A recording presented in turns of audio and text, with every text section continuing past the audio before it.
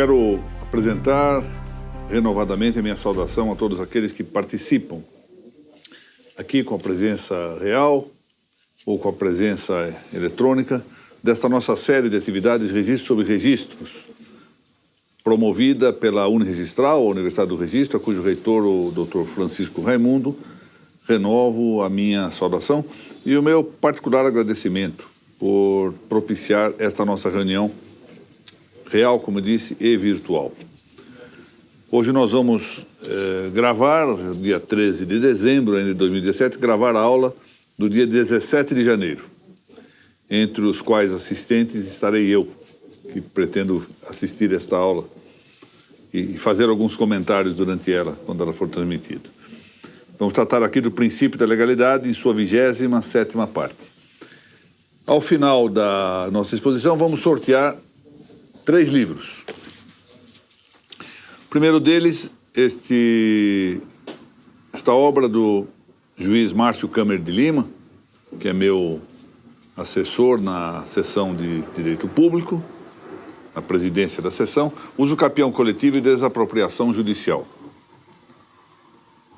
O Dr. Márcio, que é, a meu ver, o melhor juiz de fazenda do Estado de São Paulo, presenteou-nos com esta obra exatamente para propiciar o sorteio dela entre aqueles, e assim será o sorteio, que estejam inscritos na base de dados do EAD, Educação à Distância, da Uniregistral. Essa inscrição é gratuita e com a condição de que tenham assistido ao menos 3 aulas das 67 já proferidas. O segundo livro a sortear-se é esse livro da doutora Thalita Caldas, A Importância de Administrar Cartórios com Indicadores. Uma obra interessante que tem provocado bastante atenção de muitos registradores. E, finalmente, o primeiro tomo do Registro de Imóveis Princípios, da série Registros sobre Registros, da editora Primos. E eu, mais uma vez, anuncio o fato de que o segundo tomo está já inteiramente elaborado, pendendo só de uma última análise do índice. Ao passarmos nesse momento, a tratativa da revisão do juízo de qualificação registral, eu já antecipo, reiterando o que eu mencionei em tempos anteriores, que não me parece que seja correto falar em que o juiz dos registros requalifique os títulos, senão que ele revê a qualificação feita pelo registrador, em que pese ao fato de que eu próprio muitas vezes usei a expressão requalificação, mas eu penso que pode falar-se metaforicamente em requalificação. Essa revisão corresponde no direito brasileiro ao processo de dúvida. Dúvida do registro, dúvida registral, dúvida registrária, que está previsto nos artigos 198 e seguintes da Lei número 6.015, de 31 de dezembro de 1973, que é a nossa Lei de Registros Públicos. Cabe aqui desfiar alguns parágrafos sobre 2 temas, inicialmente. O daquilo que, de modo ordinário, e talvez com uma designação imprópria, se chama de categoria da inconstitucionalidade superveniente. E o segundo é das antinomias no campo da crise da legalidade, ou seja, um tema relativo ao direito constitucional e outro tema exclusivamente no plano da legalidade subconstitucional, abaixo da Constituição. Ressente-se de alguma controvérsia mais ou menos permanente na jurisprudência, tanto doutrinária quanto pretoriana. Sabem que essa expressão jurisprudência nunca esteve ligada exclusivamente a julgados. A expressão jurisprudência significa, com o rigor da palavra, até etimologicamente, o exercício da prudência jurídica. Jurisprudência. Jurisprudência, em latim. Ou seja, a prudência jurídica. E a prudência jurídica tanto interessa ao campo dos julgados quanto ao campo da doutrina. Portanto, a palavra jurisprudência significa isto, mais amplamente. Tanto é que a Real Academia de Jurisprudência e de Legislação da Espanha chama assim porque é de doutrina e legislação, não de julgados e legislação.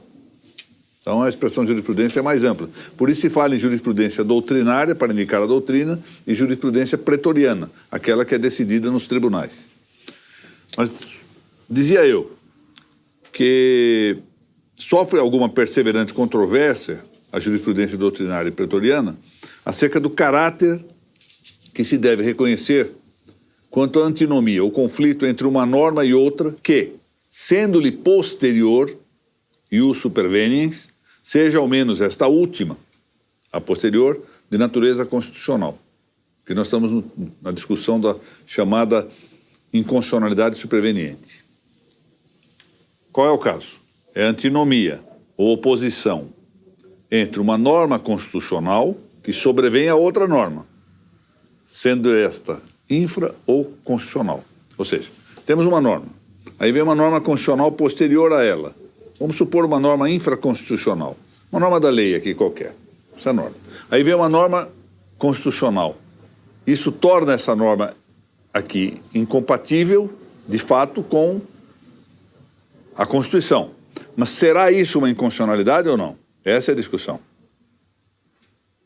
Portanto, o que se chama de inconstitucionalidade superveniente é esse fenômeno que nós vamos verificar se está bem ou mal visto, se está bem ou mal designado como inconstitucionalidade, em que a norma constitucional seja posterior à norma incompatível. Ou seja, até ontem estava bem uma determinada norma. Aí entra em vigor uma norma constitucional que se compatibiliza com esta. Isto é inconstitucionalidade ou não? Que haja incompatibilidade, não há dúvida. Que se possa chamar de inconstitucionalidade é que nós vamos discutir. A questão, em resumo, está em saber se há nesta hipótese uma inconstitucionalidade superveniente ou sobrevinda que levaria no plano da atuação do registrador a inviabilidade de seu reconhecimento no terreno da qualificação. Isso nós vimos na última exposição, que ela foi gravada hoje mesmo. Não é preciso que o pessoal de casa, que está nos vendo pela informática, comece a acusar o fato de que eu não troquei de gravata. Ou seja, que é o mesmo dia, eu quero dizer, a gravação no mesmo dia. Ou se em vez disso, nós já dissemos na última exposição, não é possível o registrador controlar a inconstitucionalidade, ou se em vez disso nós estaríamos diante de uma eficácia revogatória, tácita, de maneira que se poderia aplicar o critério que está definido pelo aforismo lex posterior derogati priori. Que vale dizer que se trata de escolher entre dois critérios de exclusão do conflito normativo aparente. Ou o da lei superior, lex superior, ou o da lei posterior, lex posterior. Se nós adotarmos a lei superior, reconhecemos inconstitucionalidade. E aí, de acordo com o sugerido na nossa exposição anterior, do registro sobre registro número 67, o registrador não poderia deixar de aplicar a lei. Mas se nós adotarmos o critério da lei posterior, da lex posterior, sim. Porque aí então nós entenderíamos que ela está revogada. Não é um problema de inconstitucionalidade, é um problema de revogação. Vamos ver isso. A matéria é, como muitas outras que nós temos aqui versado, bastante controversa. Mas entre nós houve discussões célebres no Superior Tribunal Federal, Suprema Corte Federal, e eu menciono duas aqui. A de número 2, de que foi relator o ministro Paulo Brossard, e a de 438, relator Sepúlveda, pertence, com ressalva, entretanto, de entendimento pessoal dele. De toda sorte, firmou-se no Supremo Tribunal Federal a tese de que a lei posterior, ainda que seja de porte constitucional, tem o efeito de revogar a norma antecedente. Ou, se assim se preferir, tem a eficácia de caducá-la, torna caduca a norma anterior, sem, todavia, render em seja um conflito de constitucionalidade. Adotou-se o critério de que, ao tempo aquó da vigência da norma infraconstitucional, ou seja, no momento inicial em que ela passa a vigorar, que se avalia se ela é constitucional ou não, de acordo com a Constituição do seu tempo. Que a partir daí, se surgir uma lei posterior, seja infraconstitucional, seja constitucional, esta lei revoga a anterior. Não é um problema de inconstitucionalidade, é um problema de efeito revogatório. Aqui vejam quais são as consequências desta posição. Por exemplo, no tribunal, como sabem, os órgãos fracionários não podem decidir sobre a inconstitucionalidade de uma lei. E por força de uma súmula do Supremo Tribunal Federal, não sequer pode simplesmente eles aplicá-la sem mencionar. É preciso submeter a decisão ao órgão especial. Sempre assim. Ou ao plenário, naqueles tribunais em que não haja órgão especial. Entretanto, se a matéria é dessa mal chamada inconstitucionalidade superveniente, e nós apanharmos a questão no plano da lei posterior, eu só vou reconhecer que está revogada a lei. E pronto. Ou se nós quisermos, não foi recepcionada. Depois eu não vou declarar inconstitucionalidade. Não, ela está caduca. Portanto, não há inconstitucionalidade. E significa que eu não preciso remeter para o órgão especial. No próprio órgão fracionário eu posso decidir. Da mesma sorte que eu estou registrador. Ou seja, o registrador não pode declarar uma inconstitucionalidade, mas nada impede que ele declare que uma norma está caduca, porque veio uma lei posterior que a revogou. Essa é a importância de considerar que não existe inconstitucionalidade superveniente. Porque nós jogamos para o plano da crise da legalidade, eventual crise de legalidade, e não para o campo da constitucionalidade. Parece uma solução muito boa e que favorece, na verdade, a dinâmica. Porque imagine que todas as leis que não fossem recepcionadas, o registrador não pudesse defini-las, dependesse de uma definição do judiciário. Isso levaria a uma paralisação dos negócios e das suas inscrições. A discussão, portanto, adotada essa tese prevalecente do Supremo Tribunal Federal, que eu volto a dizer, ela é, de algum modo, controversa. Não estou aplainando controvérsias aqui, não, mas está firmada no Supremo. Situa-se no domínio de uma crise subconstitucional, de sorte que não se inibe, possa o registrador reconhecer, no âmbito da qualificação registral, a revogação ou a caducidade da norma anterior, oposta ao ius superveniens, ainda quando este, o ius superveniens, seja de caráter constitucional. Claro, porque o direito superveniente não necessariamente é constitucional. Nada impede que surja uma lei que tacitamente revogue uma lei infraconstitucional que revogue uma norma subconstitucional anterior. Já se avista, pois, e por maioria de razão, a fortiori, pois, que as antinomias normativas que não empolguem diretamente uma norma constitucional também se submetem à competência da qualificação registrária. De tal maneira que o registrador é de aplicar na função mais típica de seu ofício. Qual é a função mais típica do ofício registral? A de qualificação. Há outras. Ultimamente nós temos visto aí uma tese redutiva da função do registrador exclusivamente a qualificar títulos e depois comportar-se como despachante que encaminha para outros registrarem. Essa não é a função do registrador. O registrador tem uma função complexa. Exerce funções técnicas, por exemplo, recepção de títulos, protocolização. Em seguida, exerce a função prudencial, que é a mais típica dele, qualificando o título. Em seguida, volta a funções técnicas, inscreve, publica, expede certidões, conserva o documento. Isso é uma função bastante complexa, são várias tarefas próprias do registro. De maneira que, na sua função mais típica, que é a prudencial, de qualificação, o registrador tem que aplicar os critérios de direito posto, seja das leis vigentes, quanto às revogações normativas, seja a derrogação, que é a revogação parcial, seja a abrogação, que é a revogação total.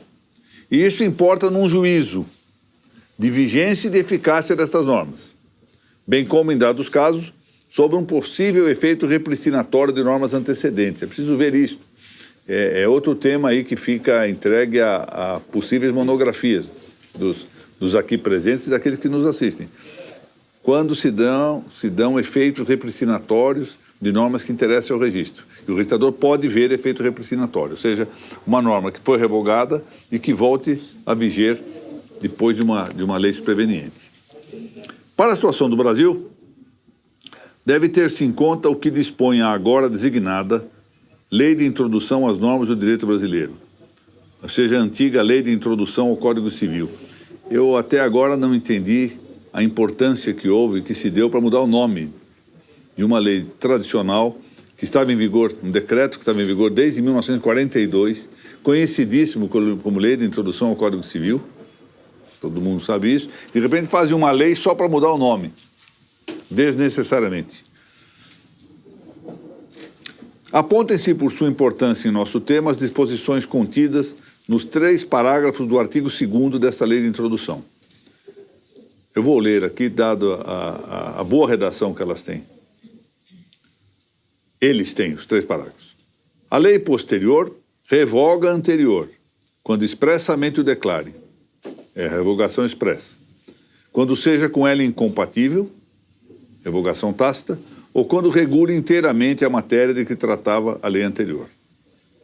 Parágrafo 2º. A lei nova, que estabeleça disposições gerais ou especiais a par das já existentes, não revoga nem modifica a lei anterior. Parágrafo 3º. Salvo disposição em contrário, a lei revogada não se restaura por ter a lei revogadora perdido a vigência, ou seja, o efeito repricinatório não é automático, mas merece disposição em contrário. É de todo manifesta a dificuldade que muitas vezes acompanha a verificação desse efeito revogatório de caducidade, extraível da aplicação da lei póstera. Sobretudo, naturalmente, quando se trata da revogação tácita, ou de aferir a efetividade da regulação integral da matéria pelo ius superveniens.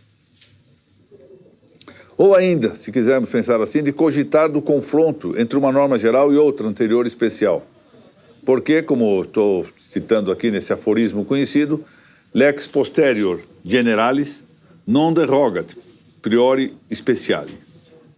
Ou seja, a lei posterior geral, ou a lei geral posterior, não derroga a lei anterior especial. Isso é preciso examinar em cada caso quando isso se dá. Nem sempre é claro isso. O que põe à mostra não só a complexidade da praxis de qualificação registral, mas também a necessidade de educá-la. Ou seja, é preciso educar a qualificação registral. Isso se dá pela experiência, pela instrução em parte, pela docilidade, se quiser, ou seja, nós aprendemos de outros, pela invenção, quando nos dedicamos nós próprios a descobrir os caminhos adequados. Mas muito, volto a dizer, da experiência. É um saber feito de arte e engenho. Saber todo feito de arte, muitas vezes. Ou seja, a prática leva de tal modo que a pessoa está educada na prudência sem nem perceber que foi educada na prudência. Decide ser realmente... Eu já contei aqui exemplos muito interessantes. Convivi com alguns colegas da magistratura, dos quais, num primeiro momento, eu tive uma impressão de menor claridade doutrinária, menor empenho doutrinário. Era gente que não estudava normalmente. E, no entanto, decidia muito bem. Aquilo sempre me surpreendeu muito. Eu disse, mas como é que é possível que alguém que não se dedica a estudar a doutrina, que não se dedica a estudar precedentes, decida com tanto acerto? Era um saber todo feito de experiência. Tinha vivido a vida inteira fazendo aquilo, aprendeu a fazer. É interessante isto. Então, de maneira que isso também serve para os registradores e serve um pouco para nós evitarmos uma ideia academicista, de que só conseguimos pensar bem se formos a doutrina, etc. Está falando alguém que gosta de ir às fontes, hein? Eu não estou incentivando a que não se estude, longe disso. Mas não imaginemos que só alguém que vá às fontes ou que se dedique à academia, à doutrina, etc., é que possa ser, de futuro, um bom registrador. Não. O bom registrador é um trabalho de experiência, de prudência. E há vários tipos, não há um tipo que diga, este será bom registrador porque é um bom doutrinador. Pode dar-se exatamente que alguém seja um bom doutrinador e não seja um bom registrador. Mas isso põe, portanto, à mostra não só a complexidade da praxis da qualificação registral, mas também, como disse, a necessidade de educá-la de modo paciente. Trata-se da educação da virtude da prudência, do hábito da prudência, que, salvo o caso da prudência infusa, é um hábito. E sendo um hábito, depende da reiteração de atos. E, além dessa necessidade de educação, de conduzi-la, portanto, a bom termo, há necessidade de julgá-la moral e juridicamente com adequado temperamento. Por que eu digo isto? Porque a prudência, especialmente neste caso que estamos examinando situações, portanto, como a própria da prudência, singulares e complexas, move-se em um terreno pleno de obstáculos. Um terreno próprio da dialética, ou seja, em que se enfrentam argumentos. assim entendida a maneira de Aristóteles, a dialética, como parte da lógica que se movimenta no plano de juízos e discursos prováveis. E como são prováveis, não há uma certeza absoluta de seus resultados. Eu tenho muitas vezes afirmado isto, a decisão do registrador, tanto quanto a decisão da qualificação notarial, são decisões que se tomam mais ou menos ao modo como uma decisão judicial. Enfrenta o termo provável, a solução às vezes é mais ou menos clara. Se decide um caso concreto. E está sujeito a erros. Da mesma forma como o juiz pode errar na sua atividade, o registrador também pode. O notário também pode errar. Ou adotar uma posição que não seja a posição, eventualmente, de seus superiores. Ou de seus posteriores, melhor dizendo, na análise do caso. Por exemplo, os juízes corregedores, etc. Eu peço licença, pois, para, aqui em um rápido parágrafo, visitar uma matéria análoga, em que se ponha em claro a necessidade de verificar com grano salis, ou seja, com muita prudência, com tempero, o erro ou ilegalidade das decisões prudenciais, as de qualificação registrada inclusive. Eu menciono aqui, é um julgado do Superior Tribunal de Justiça, menciono o número RESP 721-190, em que se fez ver, a meu ver, com muita precisão, que se toda ilegalidade encerrasse improbidade, ou se nós quisermos dizer agora, se toda ilegalidade encerrasse vício disciplinar, seria inafastável a conclusão de que os errores em iudicando, ou seja, os erros de julgamento, e os errores em procedendo, ou seja, os erros do procedimento, dos magistrados, implicariam sempre improbidade, o que sobressai irrazoável. Ou seja, é preciso ver isso com muita cautela. Os erros, supostos erros, cogitáveis erros, conflitivos erros, controversos erros de qualificação, não devem atrair por si próprios, claro, afastada a hipótese de dolo ou de fraude, não deve atrair punição disciplinar, a meu ver. Porque exatamente é matéria dialética. Matéria é controversa. Sem contar aqui, ademais, o fato de que o registrador detém, por natureza e legalmente, o atributo da independência jurídica, da profissionalidade do direito. Muito bem. Passemos então agora a cuidar do tema do processo de revisão da qualificação registral, que no Brasil, como eu disse, corresponde à dúvida prevista na Lei número 6.015 de 1973. E nós vamos tratar seguidamente, embora, como já se tornou habitual aqui, de modo bastante abreviado, de responder a umas tantas perguntas, que eu antecipo para aqueles que, neste mês de janeiro de 2018, que é quando vai ser exibida essa aula, são convidados a prosseguir nosso curso, porque será objeto exatamente da aula número 69. Primeira pergunta: por que se usa aqui a expressão processo de dúvida e não, em vez disso, procedimento de dúvida, como parece ser predominante nas referências jurisprudenciais de doutrina e judiciárias? A maior parte dos autores fala em procedimento. E eu não estou usando, por acaso, a expressão processo. Então, vamos debater esse ponto. O que é melhor falar, processo ou procedimento? Segundo, quais as exceções do termo dúvida no território do direito registral? Aqui não se trata nem mais de discutir a circunstância de que a semântica comum da palavra dúvida é diversa dessa que se utiliza na terminologia registral. Mas no campo do direito registral também se usa a palavra dúvida em mais de um sentido. É isso que nós vamos ver. Terceiro, qual a natureza do processo de dúvida? É um processo jurisdicional contencioso, um processo de jurisdição voluntária ou um processo de jurisdição administrativa? Eu já antecipei e vamos voltar a tratar agora pontualmente dessa matéria. Quarto, qual a diferença entre dúvida direta, dúvida inversa e dúvida doutrinária? Quinto, deve falar-se em revisão ou requalificação no processo de dúvida?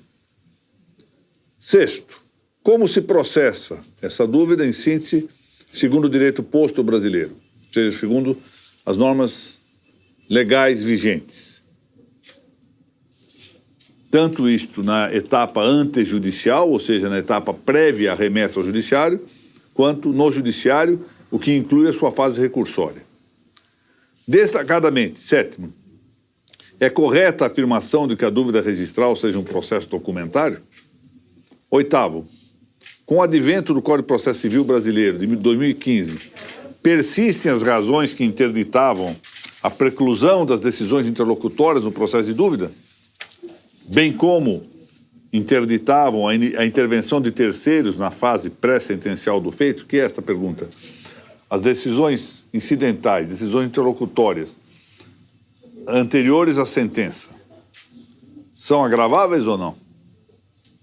Os terceiros podem intervir nessa fase pré-sentencial ou não? Eu queria lembrar aqui que não só a jurisprudência paulista sempre foi contra essa intervenção e reputava que o agravo apenas cabia depois da prolação da sentença, mas há, por exemplo, o Código de Normas de Minas Gerais proíbe o manejo de agravo em qualquer caso. Isto deve viger ainda depois do Código de Processo Civil 2015 ou não? Uma discussão.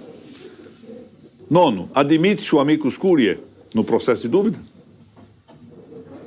Ou seja, pode admitir-se a intervenção, que é uma faculdade do juiz admiti-lo ou não, de um terceiro que queira atuar não como assistente, não como litisconsorte, se nós podemos estender a expressão litisconsorte para o caso, mas apenas para atuar como um amigo da corte, que vai dar elementos para uma decisão?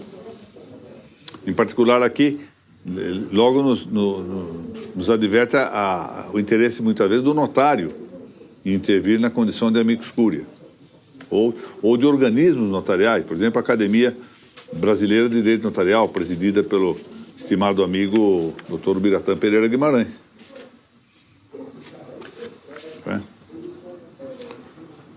A Uniregistral, por exemplo, pode ter interesse no processo de dúvida e intervir nesse processo de dúvida da maneira de amicus curiae.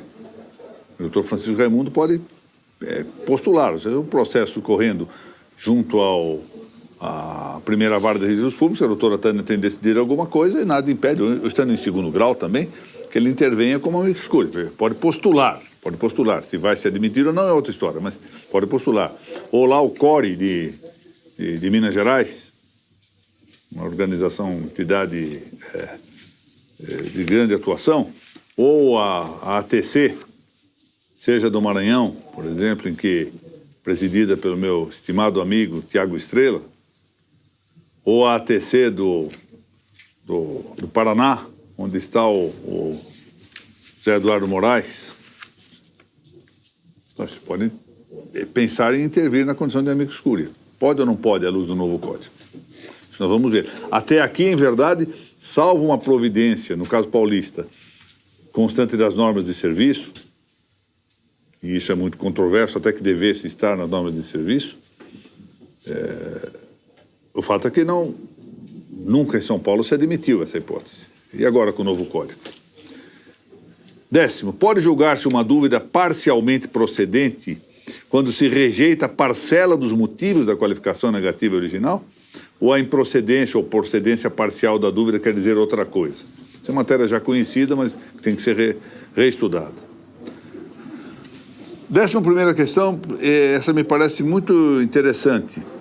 Por que podem o juiz na sentença ou o tribunal no acórdão relativo ao processo de dúvida acolher motivos para denegar o registro solicitado, mas não podem superar fundamentos da recusa registral com os quais concordou o suscitado? Por que quando é negativo pode e quando é positivo não pode? 12º, cabe recurso contra acórdão em processo de dúvida? 13º, por que o processo de dúvida tende a debilitar-se, ao menos no que diz respeito à hipótese referente aos títulos de origem judicial? Muito bem, são essas as questões que nós vamos ver, começar a ver a partir da próxima, a questão do registro sobre registro número 69. Foi por meio de um decreto, que teve o número 3.453, de 23 de abril de 1865, que se instituiu o processo de dúvida registral no direito brasileiro. Eu menciono aqui os artigos. É uma questão interessante discutir por que se cumprimentar aqui registradores paulistas que apontam aqui à porta. Por que se utiliza essa palavra dúvida? Eu não apostaria sequer um copo d'água em que a minha suposição esteja certa, mas eu não gostaria de deixar sem que desconhecesse a minha conjectura. Parece-me que esse termo dúvida foi utilizado pelo legislador de 1865, e provavelmente já com alguma inspiração no direito lusitano, a maneira de uma indicação reverencial. O doutor Paulo e o doutor Ricardo Scaff, que me honram aqui com a sua presença, Paulo Campanella e Ricardo Scaff, juízes aqui do Tribunal de Justiça de São Paulo, sabem muito bem que se por acaso, talvez eles não saibam muito bem por não terem experiência deste erro, manda-se citar alguém que já foi citado. Aí o que faz o escrivão do feito? Não vai pura e simplesmente cancelar ou não cumprir a ordem. O que ele faz? Ele consulta, às vezes vem escrito consulta. Tenho dúvida, ou então consulto como proceder, que é uma outra forma de falar que ter dúvida, que não tem dúvida nenhuma, na verdade. Consulto como proceder, porque Vossa Excelência manda citar Tício de tanto, mas Tício já foi citado. Consulto como proceder. O que ele faz? Ele, na verdade, não se nega a cumprir a ordem, porque seria, na verdade, uma irreverência. Eu não vou cumprir e pronto. Isso é um erro do juiz. Ele sabe que o juiz errou, mas ele o faz por reverência. Olha, Vossa Excelência aqui cometeu um pequeno lapso, um pequeno equívoco. É a forma respeitosa, né, de se dirigir à autoridade superior. Então, parece-me que também isso ocorre com a dúvida. O registrador não quis dizer, olha, não registro, ponto e basta. Mas eu consulto Vossa Excelência se devo ou não registrar. Tenho dúvidas sobre se devo fazer isso. Quando, na verdade, não tem dúvida. Nunca teve dúvida, não quer mesmo registrar. Há um óbice, mas o faz de maneira reverencial. Parece-me que seja isso. Predominava, então, nessa época decimonônica, ou seja, lá no século XIX, o conceito de dúvida em um sentido substantivo ou material. Dúvida é recusa, é negativa, é denegação, como é hoje. Admitindo-se essa recusa pelo registrador, aspas, quer o título lhe pareça nulo, quer lhe pareça falso, ou sobre ele ocorra qualquer dúvida. Esse era o artigo 74 desse decreto 3.453. Sublinhe-se que a normativa apontava para a ideia de um recurso judicial idôneo. Interessante como ele tinha essa ideia do recurso hierárquico, que continua existindo, por exemplo, na legislação espanhola. Compreendem perfeitamente que a dúvida não é realmente um processo. A dúvida é um recurso contra uma primeira decisão. Não faz mal que se chame de processo, isso não muda nada, não muda a natureza das coisas, mas que, na verdade, seria melhor reconhecer isso como um recurso, no caso brasileiro, para-hierárquico, eu não tenho dúvida. Era um recurso judicial apto a solver o conflito instaurado contra a inscrição pretendida. O decreto regulamentador 370, que surge logo após a instalação da crise republicana no Brasil, como sabem, a República Brasileira vive em crise desde 15 de dezembro de 1889. E logo após a instalação desta crise, lançou-se um decreto regulamentador que insiste nesse posicionamento de que a dúvida é, na verdade, um recurso. O Código Civil de Bevilacqua, belíssimo código de 1916, pouco inovou no tema. Eu leio o que dispunha o artigo 834 desse código. Aspas. Quando o oficial tiver dúvida sobre a legalidade da inscrição requerida, declará-la por escrito ao requerente, depois de mencionar em forma de prenotação o pedido no respectivo livro. Segue-se o famoso decreto 18.542 de 1928, que tem uma longa previsão, e em que aparece esta referência, que depois estará também na lei atual dos registros públicos. A denegação do registro não impedirá o uso do processo contencioso competente. Notem que data isso de 1928. Houve na sequência a esse decreto de 28, a estadualização, ou melhor dito, provincialização, porque então havia províncias e não estados, do processo civil. E alguns estados, ou algumas províncias, no caso da província de São Paulo, foram expedidos códigos processuais. Nós tivemos o Código Processual de São Paulo, o Código de Processo Civil de São Paulo. Tivemos o Código Processual Civil de Minas Gerais. Eu conheço e achei muito interessante o Código de Processo Civil de São Paulo, muito bem feito. Uma obra interessantíssima. Eu tenho esse código, é uma raridade entre o meu amontoado de livros. Eu tenho o Código de Processo Civil de São Paulo comentado, com comentários sobre o código. É muito interessante o nosso código. E, a meu ver, era correto fazer um Código de Processo Civil estadual, para atender às circunstâncias dos vários estados, né? E depois se resolveu um Código Nacional, e isto nem sempre se aplica, não? Porque as condições são diversas de um estado para outro. Eu menciono aqui estas indicações, salientando ao final que nos termos já indicados no decreto de 28, também no decreto 4.827 de 1939, que é o nosso regulamento dos registros, antecedente da Lei 6.015, se previu que leis locais, as leis dos estados, poderiam estabelecer recursos para decisões do processo de dúvida, sempre sem prejuízo do processo contencioso, a que os interessados poderão recorrer. Aqui eu chamo a atenção para um ponto interessante.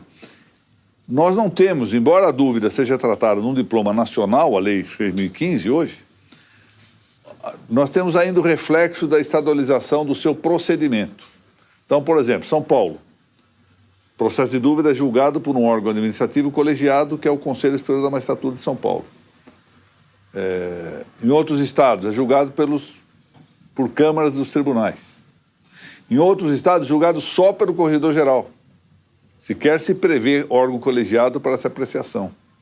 No Rio Grande do Sul, há uma câmara designada no regimento para julgar os recursos de dúvidas. E isso é resultado da estadualização que durante muito tempo, até, volto a dizer, por força do regulamento de 39, era expressamente prevista, nada impedia que se criasse esta solução. Isso aqui no estado de São Paulo faz com que nós tenhamos um problema sério de convivência entre o órgão administrativo soberano, ou seja, com o poder de decidir em última instância sobre o registro, que é a Corregedoria Geral do Distrito de São Paulo, no âmbito estadual, portanto, em sua ordem é o órgão soberano, e o Conselho Superior da Magistratura, que muitas vezes decide em contrário, ou não digo muitas vezes, atualmente algumas vezes decide em contrário ao que pensa o corregedor.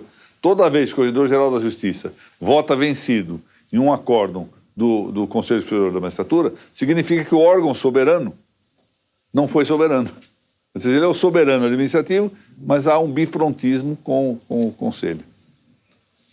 E até outras coisas, posso contar isso aqui porque as sessões foram públicas. Eu me indispus com o fato de que mudanças das normas de serviço têm sido submetidas ao Conselho. São normas de serviço da Corregedoria. Por que submetê-las ao Conselho? Ao fundo, o Conselho vai assumindo as competências que são próprias do corregedor. Não sei se para bem ou para mal, mas em todo caso, a meu ver, contra a legem. Eu tenho votado até vencido nisso. Não tem que submeter ao Conselho. O Conselho não pode dizer ao corregedor, não aplique isto. A norma é dele. Bom, o Código de Processo Civil Brasileiro de 1939 pouco inovou no tema da dúvida. Mas, além de estendê-lo ao campo do protesto de títulos, artigo 731, admitiu a convocação facultativa do promovente do registro de parcelamento.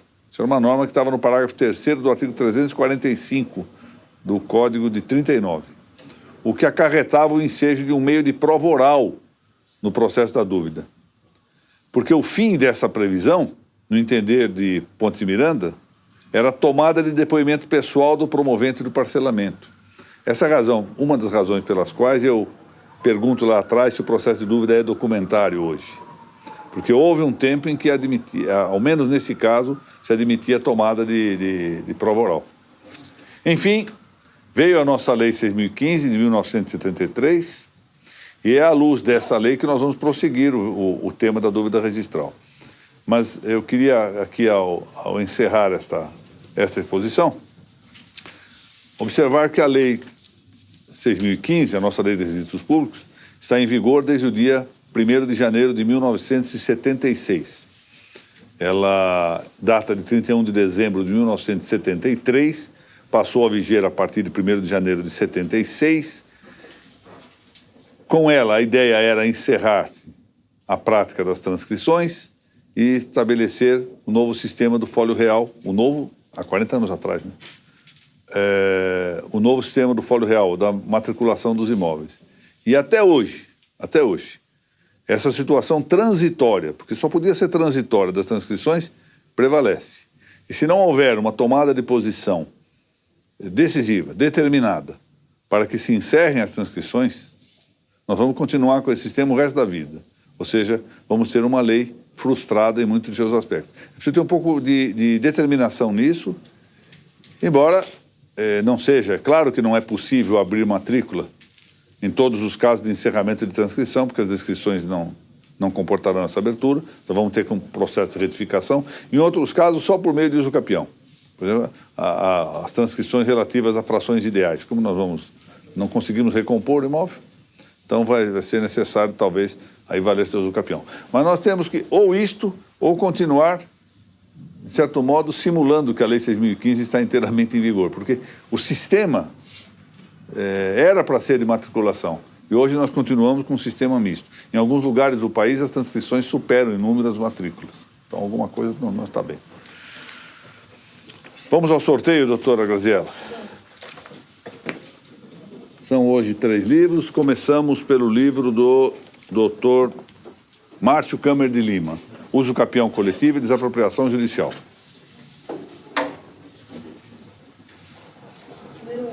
Número 1. Cristiane de Almeida Rabelo Góes. Cristiane de Almeida Rabelo Góes. Isso. Muito bem, meus parabéns, doutora Cristiane. Segundo foi para o número 85. Mais abaixo. Márcia Tavares Grossi Branco. Doutora Márcia Branco recebe esse livro, A Importância de Administrar Cartórios com Indicadores, da doutora Thalita Caldas. E, finalmente, O 87. 87. Professora Maria Augusta Castiglione. A doutora Maria Augusta Castiglione, filha do prezado doutor Valdecir Castiglione, que é aluna lá, né? Está em Poços de Caldas, é isso mesmo? Aluna do curso de Direito em Poços de Caldas, tem feito falta aqui nas nossas reuniões. Muito bem, muito bem. Esse livro será sorteado para ela, registro sobre registro, no seu tomo primeiro. Eu quero, mais uma vez, agradecer a presença de todos. O que passa? Por ser o encerramento... Antes de eu agradecer, olha que coisa bonita. Antes de agradecer aqui a entrega, olha, esta aqui é a última aula que nós estamos fazendo aqui no ano de 2017, embora vá ser transmitida no ano de 2018. E aqui me presentei, muito obrigado a todos, com um quadro que eu vejo aqui relativo à Revolução Constitucionalista de 1932, da qual participou o meu avô. Meu avô participou dessa revolução. Muito bem. Nós paulistas temos, matogrossenses também, né?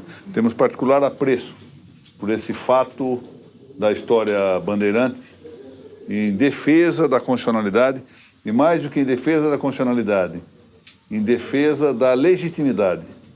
Muito bem, eu agradeço muitíssimo. É um presente valiosíssimo que eu recebo de coração e quero a todos aqui tributar meu melhor agradecimento. Muito obrigado, doutora Laura. Muito merecido. Muito obrigado. Arabi, Arabá, Arabim, Bumba, 2018, seja bem-vindo. Muito bem. Torno a agradecer a todos os que se apresentaram aqui ao longo deste ano 2017 para as nossas aulas. Pessoalmente, são presenças que eu volto a dizer valiosas do ponto de vista intelectual, mas valiosíssimas do ponto de vista anímico. Não tem a ideia da importância que dou a esta presença do ponto de vista da minha própria empolgação pessoal em continuar nos esforços relativos à formação dessa comunidade de doutrinadores. Comunidade que já me tem dado um certo pecadilho de vaidade em verificar já produções em curso e produções já ultimadas. Então, agradeço mais uma vez. Quero também agradecer a presença virtual. Muita gente que frequenta aqui as nossas aulas, que alentam com com essa frequência, com essa visita à página e ao nosso curso, a continuidade desses esforços. Ou nós formamos uma comunidade registral, para que todos juntos aprendamos os saberes, uns ensinando aos outros, ou isso vai continuar patinando, que é o que eu não quero. Nós temos instituições muito valiosas. O registro de imóveis é uma instituição que não nasceu hoje, não nasceu ontem, nem é uma instituição voltada para aventureiros do futuro. Essa é uma instituição que tem história, que tem natureza. E os seus ancestrais, seus antecessores, merecem nosso respeito. Penso que nós somos, de algum modo, parte dos portadores dessa bandeira da tradição registral. Eu agradeço, portanto, bastante a todos, incluindo aqueles que nos assistem pela via eletrônica. Renovo meus agradecimentos ao Dr. Francisco Raimundo, reitor da Unregistral, e torno a cumprimentar a excelência do serviço do nosso setor técnico, do nosso setor administrativo. E nos vemos com aula ao vivo, se tudo der certo, no dia 24 de janeiro de 2018. Mas nos dias 10 e 17 de janeiro, essa aula do dia 17 de janeiro, do dia 10 já terão confirmado se eu cumpri minha promessa ou não. Eu estarei, se tudo der certo, ao vivo, criticando um pouco a minha aula. Muito obrigado a todos.